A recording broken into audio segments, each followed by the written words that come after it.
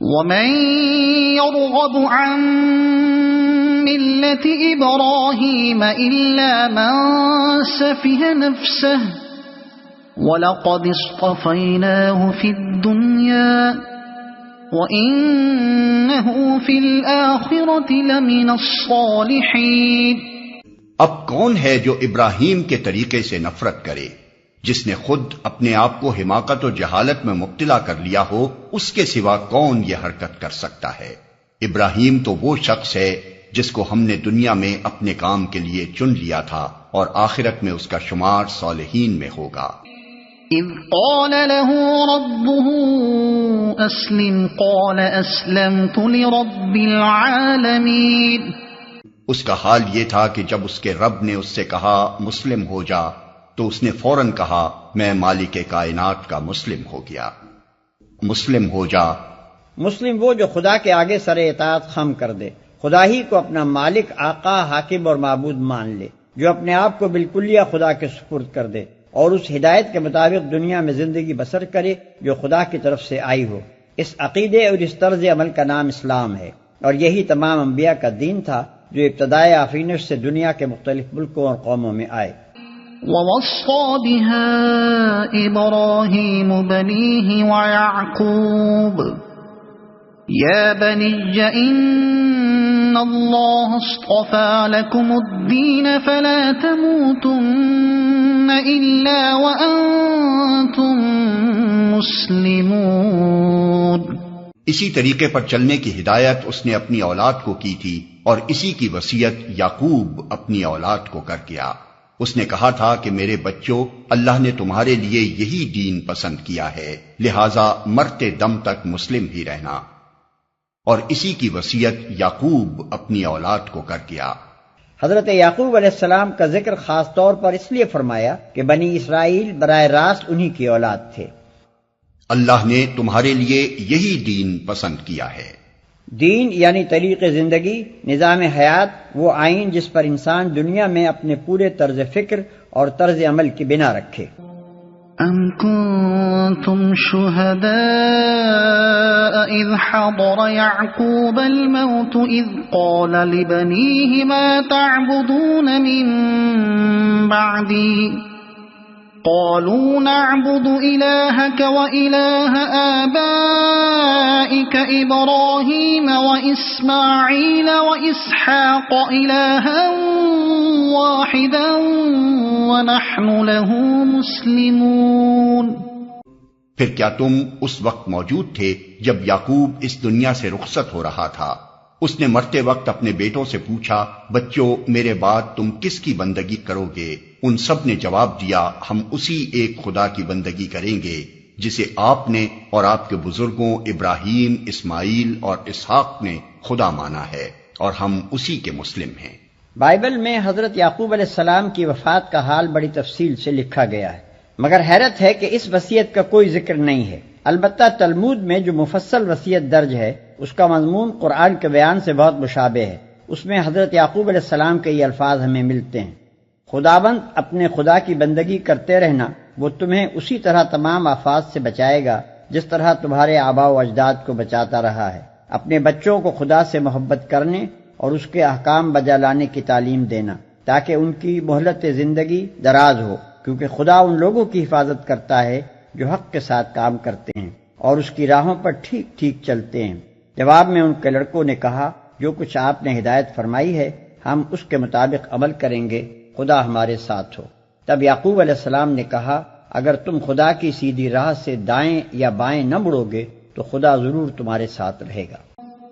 تلک امۃ قد خلت لها ما كسبت ولكم ما كسبتم ولا تسألون عما كانوا يعملون۔ وہ کچھ لوگ تھے جو گزر گئے، جو کچھ انہوں نے کمایا وہ ان کے لیے ہے، اور جو کچھ تم کماؤ گے وہ تمہارے لیے ہے، تم سے یہ نہ پوچھا جائے گا کہ وہ کیا کرتے تھے۔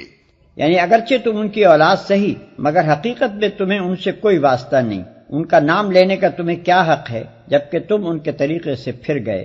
اللہ کے ہاں تم سے یہ نہیں پوچھا جائے گا کہ تمہارے باپ دادا کیا کرتے تھے، بلکہ یہ پوچھا جائے گا کہ تم خود کیا کرتے رہے۔ اور یہ جو فرمایا کہ جو کچھ انہوں نے کمایا وہ ان کے لیے ہے اور جو کچھ تم کماؤ گے وہ تمہارے لیے ہے، یہ قرآن کا خاص انداز بیان ہے۔ ہم جس چیز کو فعل یا عمل کہتے ہیں، قرآن اپنی زبان میں اسے کسب یا کمائی کہتا ہے۔ ہمارا ہر عمل اپنا ایک اچھا یا برا نتیجہ رکھتا ہے جو خدا کی خوشنودی یا ناراضی کی صورت میں ظاہر ہوگا، وہی نتیجہ ہماری کمائی ہے۔ چونکہ قرآن کی نگاہ میں اصل اہمیت اسی نتیجے کی ہے، اس لیے اکثر وہ ہمارے کاموں کو عمل و فعل کے الفاظ سے تعبیر کرنے کے بجائے کسب کے لفظ سے تعبیر کرتا ہے۔ وَقَالُوا كُونُوا هُودًا أَوْ نَصَارَىٰ تَهْتَدُوا قُلْ بَلْ مِلَّةَ إِبْرَاهِيمَ حَنِيفًا وَمَا كَانَ مِنَ الْمُشْرِكِينَ۔ یہودی کہتے ہیں یہودی ہو تو راہ راست پاؤ گے، عیسائی کہتے ہیں عیسائی ہو تو ہدایت ملے گی۔ ان سے کہو نہیں، بلکہ سب کو چھوڑ کر ابراہیم کا طریقہ، اور ابراہیم مشرکوں میں سے نہ تھا۔ اس جواب کی لطافت سمجھنے کے لیے دو باتیں نگاہ میں رکھیے۔ ایک یہ کہ یہودیت اور عیسائیت دونوں بعد کی پیداوار ہیں۔ یہودیت اپنے اسلام اور اپنی مذہبی خصوصیات اور رسوم و قواعد کے ساتھ تیسری چوتھی صدی قبل مسیح میں پیدا ہوئی، اور عیسائیت جن عقائد اور مخصوص مذہبی تصورات کے مجموعے کا نام ہے، وہ تو حضرت مسیح علیہ السلام کے بھی ایک مدت بعد وجود میں آئے ہیں۔ اب یہ سوال خود بخود پیدا ہوتا ہے کہ اگر آدمی کے برسر ہدایت ہونے کا مدار یہودیت یا عیسائیت اختیار کرنے ہی پر ہے، تو حضرت ابراہیم علیہ السلام اور دوسرے انبیاء اور نیک لوگ جو ان مذہبوں کی پیدائش سے صدیوں پہلے پیدا ہوئے تھے اور جن کو خود یہودی اور عیسائی بھی ہدایت یافتہ مانتے ہیں، وہ آخر کس چیز سے ہدایت پاتے تھے؟ ظاہر ہے کہ وہ یہودیت اور عیسائیت نہ تھی، لہذا یہ بات آپ سے آپ واضح ہو گئی کہ انسان کے ہدایت یافتہ ہونے کا مدار ان مذہبی خصوصیات پر نہیں ہے جن کی وجہ سے یہودی اور عیسائی وغیرہ مختلف فرقے بنے ہیں، بلکہ دراصل اس کا مدار اس عالمگیر صراط مستقیم کے اختیار کرنے پر ہے جس سے ہر زمانے میں انسان ہدایت پاتے رہے ہیں۔ دوسرے یہ کہ خود یہود و نصارہ کی اپنی مقدس کتابیں اس بات پر گواہ ہیں کہ حضرت ابراہیم علیہ السلام ایک اللہ کے سوا کسی دوسرے کی پرستش، تقدیس، بندگی اور اطاعت کے قائل نہ تھے، اور ان کا مشن ہی یہ تھا کہ خدائی کی صفات و خصوصیات میں اللہ کے ساتھ کسی اور کو شریک نہ ٹھہرایا جائے۔ لہذا یہ بالکل ظاہر ہے کہ یہودیت اور نصرانیت دونوں اس راہ راست سے منحرف ہو گئی ہیں جس پر حضرت ابراہیم علیہ السلام چلتے تھے، کیونکہ ان دونوں میں شرک کی آمیزش ہو گئی ہے۔ قولوا آمنا بالله وما أنزل إلينا وما أنزل إلى إبراهيم وإسماعيل وإسحاق وما أنزل إلى إبراهيم وإسماعيل وإسحاق ويعقوب والأسباط وما أوتي موسى وعيسى وما أوتي النبيون من ربهم لا نفرق بين أحد منهم ونحن له مسلمون۔ مسلمانوں کہو کہ ہم ایمان لائے اللہ پر اور اس ہدایت پر جو ہماری طرف نازل ہوئی ہے، اور جو ابراہیم، اسماعیل، اسحاق، یعقوب اور اولاد یعقوب کی طرف نازل ہوئی تھی، اور جو موسیٰ اور عیسیٰ اور دوسرے تمام پیغمبروں کو ان کے رب کی طرف سے دی گئی تھی۔ ہم ان کے درمیان کوئی تفریق نہیں کرتے اور ہم اللہ کے مسلم ہیں۔ ہم ان کے درمیان کوئی تفریق نہیں کرتے۔ پیغمبروں کے درمیان تفریق نہ کرنے کا مطلب یہ ہے کہ ہم ان کے درمیان اس لحاظ سے فرق نہیں کرتے کہ فلاں حق پر تھا اور فلاں حق پر نہ تھا، یا یہ کہ ہم فلاں کو مانتے ہیں اور فلاں کو نہیں مانتے۔ ظاہر ہے کہ خدا کی طرف سے جتنے پیغمبر بھی آئے ہیں سب کے سب ایک ہی صداقت اور ایک ہی راہ راست کی طرف بلانے آئے ہیں، لہذا جو شخص صحیح معنی میں حق پرست ہے اس کے لیے تمام پیغمبروں کو برحق تسلیم کیے بغیر چارہ نہیں۔ جو لوگ کسی پیغمبر کو مانتے اور کسی کا انکار کرتے ہیں وہ حقیقت میں اس پیغمبر کے بھی پیرو نہیں ہیں جسے وہ مانتے ہیں، کیونکہ انہوں نے دراصل اس عالمگیر صراط مستقیم کو نہیں پایا ہے جسے حضرت موسیٰ علیہ السلام یا عیسیٰ علیہ السلام یا کسی دوسرے پیغمبر نے پیش کیا تھا، بلکہ وہ محض باپ دادا کی تقلید میں ایک پیغمبر کو مان رہے ہیں۔ ان کا اصل مذہب نسل پرستی کا تعصب اور آباء و اجداد کی اندھی تقلید ہے، نہ کہ کسی پیغمبر کی پیروی۔ فَإِنْ آمَنُوا بِمِثْلِ مَا آمَنْتُمْ بِهِ فَقَدِ اهْتَدَوْا وَإِنْ تَوَلَّوْا فَإِنَّمَا هُمْ فِي شِقَاقٍ فَسَيَكْفِيكَهُمُ اللَّهُ وَهُوَ السَّمِيعُ الْعَلِيمُ۔ پھر اگر وہ اسی طرح ایمان لائیں جس طرح تم لائے ہو تو ہدایت پر ہیں، اور اگر اس سے منہ پھیریں تو کھلی بات ہے کہ وہ ہٹ دھرمی میں پڑ گئے ہیں، لہذا اطمینان رکھو کہ ان کے مقابلے میں اللہ تمہاری حمایت کے لیے کافی ہے، وہ سب کچھ سنتا اور جانتا ہے۔ صبغة اللہ ومن احسن من اللہ صبغة ونحن له عابدون۔ کہو اللہ کا رنگ اختیار کرو، اس کے رنگ سے اچھا اور کس کا رنگ ہوگا، اور ہم اسی کی بندگی کرنے والے لوگ ہیں۔ اللہ کا رنگ اختیار کرو۔ اس آیت کے دو ترجمے ہو سکتے ہیں، ایک یہ کہ ہم نے اللہ کا رنگ اختیار کر لیا، دوسرے یہ کہ اللہ کا رنگ اختیار کرو۔ مسیحیت کے ظہور سے پہلے یہودیوں کے ہاں یہ رسم تھی کہ جو شخص ان کے مذہب میں داخل ہوتا اسے غسل دیتے تھے، اور اس غسل کے معنی ان کے ہاں یہ تھے کہ گویا اس کے گناہ دھل گئے اور اس نے زندگی کا ایک نیا رنگ اختیار کر لیا۔ یہی چیز بعد میں مسیحیوں نے اختیار کر لی۔ اس کا اصطلاحی نام ان کے ہاں استباغ بپتسمہ ہے، اور یہ استباغ نہ صرف ان لوگوں کو دیا جاتا ہے جو ان کے مذہب میں داخل ہوتے ہیں بلکہ بچوں کو بھی دیا جاتا ہے۔ اسی کے متعلق قرآن کہتا ہے کہ اس رسمی استباغ میں کیا رکھا ہے؟ اللہ کا رنگ اختیار کرو جو کسی پانی سے نہیں چڑھتا بلکہ اس کی بندگی کا طریقہ اختیار کرنے سے چڑھتا ہے۔ قل اتحاجوننا فی اللہ وهو ربنا وربکم وَلَنَا أَعْمَالُنَا وَلَكُمْ أَعْمَالُكُمْ وَنَحْنُ لَهُ مُخْلِصُونَ۔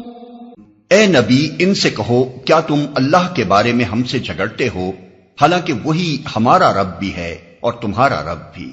ہمارے اعمال ہمارے لیے ہیں، تمہارے اعمال تمہارے لیے، اور ہم اللہ ہی کے لیے اپنی بندگی کو خالص کر چکے ہیں۔ ہمارا رب بھی ہے اور تمہارا رب بھی۔ یعنی ہم یہی تو کہتے ہیں کہ اللہ ہی ہم سب کا رب ہے اور اسی کی فرمانبرداری ہونی چاہیے۔ کیا یہ بھی کوئی ایسی بات ہے کہ اس پر تم ہم سے جھگڑا کرو؟ جھگڑے کا اگر کوئی موقع ہے بھی تو وہ ہمارے لیے ہے نہ کہ تمہارے لیے، کیونکہ اللہ کے سوا دوسروں کو بندگی کا مستحق تم ٹھہرا رہے ہو نہ کہ ہم۔ اتحاجوننا فی اللہ کا ایک ترجمہ یہ بھی ہو سکتا ہے کہ کیا تمہارا جھگڑا ہمارے ساتھ فی سبیل اللہ ہے؟ اس صورت میں مطلب یہ ہوگا کہ اگر واقعی تمہارا یہ جھگڑا نفسانی نہیں ہے بلکہ خدا واسطے کا ہے تو یہ بڑی آسانی سے طے ہو سکتا ہے۔ ہم اللہ ہی کے لیے اپنی بندگی کو خالص کر چکے ہیں۔ یعنی تم اپنے اعمال کے ذمہ دار ہو اور ہم اپنے اعمال کے۔ تم نے اگر اپنی بندگی کو تقسیم کر رکھا ہے اور اللہ کے ساتھ دوسروں کو بھی خدائی میں شریک ٹھہرا کر ان کی پرستش اور اطاعت بجا لاتے ہو تو تمہیں ایسا کرنے کا اختیار ہے۔ اس کا انجام خود دیکھ لو گے۔ ہم تمہیں زبردستی اس سے روکنا نہیں چاہتے، لیکن ہم نے اپنی بندگی، اطاعت اور پرستش کو بالکل اللہ ہی کے لیے خالص کر دیا ہے۔ اگر تم تسلیم کر لو کہ ہمیں بھی ایسا کرنے کا اختیار ہے تو خواہ مخواہ کا یہ جھگڑا آپ ہی ختم ہو جائے۔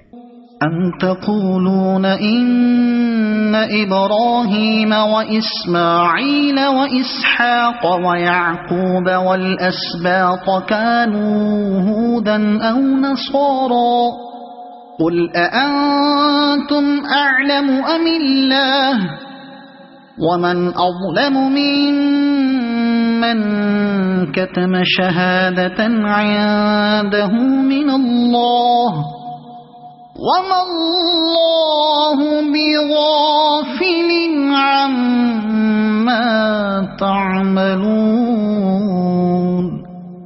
یا پھر کیا تمہارا کہنا یہ ہے کہ ابراہیم، اسماعیل، اسحاق، یعقوب اور اولاد یعقوب سب کے سب یہودی تھے یا نصرانی تھے؟ کہو تم زیادہ جانتے ہو یا اللہ؟ اس شخص سے بڑا ظالم اور کون ہوگا جس کے ذمے اللہ کی طرف سے ایک گواہی ہو اور وہ اسے چھپائے؟ تمہاری حرکات سے اللہ غافل تو نہیں ہے۔ تم زیادہ جانتے ہو یا اللہ؟ یہ خطاب یہود و نصارہ کے ان جاہل عوام سے ہے جو واقعی اپنے نزدیک یہ سمجھتے تھے کہ یہ جلیل القدر انبیاء سب کے سب یہودی یا عیسائی تھے۔ تمہاری حرکات سے اللہ غافل تو نہیں ہے۔ یہ خطاب ان کے علماء سے ہے جو خود بھی اس حقیقت سے ناواقف نہ تھے کہ یہودیت اور عیسائیت اپنی موجودہ خصوصیات کے ساتھ بہت بعد میں پیدا ہوئی ہیں، مگر اس کے باوجود وہ حق کو اپنے ہی فرقوں میں محدود سمجھتے تھے اور عوام کو اس غلط فہمی میں مبتلا رکھتے تھے کہ انبیاء کے مدتوں بعد جو عقیدے، جو طریقے اور جو اجتہادی ضابطے اور قاعدے ان کے فقہا، صوفیہ اور متکلمین نے وضع کیے، انہی کی پیروی پر انسان کی فلاح اور نجات کا مدار ہے۔ ان علماء سے جب پوچھا جاتا تھا کہ اگر یہی بات ہے تو حضرت ابراہیم، اسحاق، یعقوب وغیرہ انبیاء علیہم السلام آخر تمہارے ان فرقوں میں سے کس سے تعلق رکھتے تھے، تو وہ اس کا جواب دینے سے گریز کرتے تھے، کیونکہ ان کا علم انہیں یہ کہنے کی تو اجازت نہ دیتا تھا کہ ان بزرگوں کا تعلق ہمارے ہی فرقے سے تھا، لیکن اگر وہ صاف الفاظ میں یہ مان لیتے کہ یہ انبیاء نہ یہودی تھے نہ عیسائی، تو پھر ان کی حجت ہی ختم ہوئی جاتی تھی۔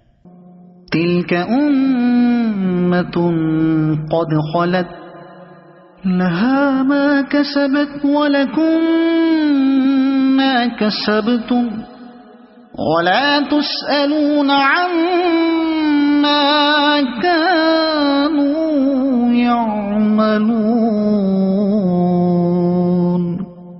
وہ کچھ لوگ تھے جو گزر چکے، ان کی کمائی ان کے لیے تھی اور تمہاری کمائی تمہارے لیے، تم سے ان کے اعمال کے متعلق سوال نہیں ہوگا۔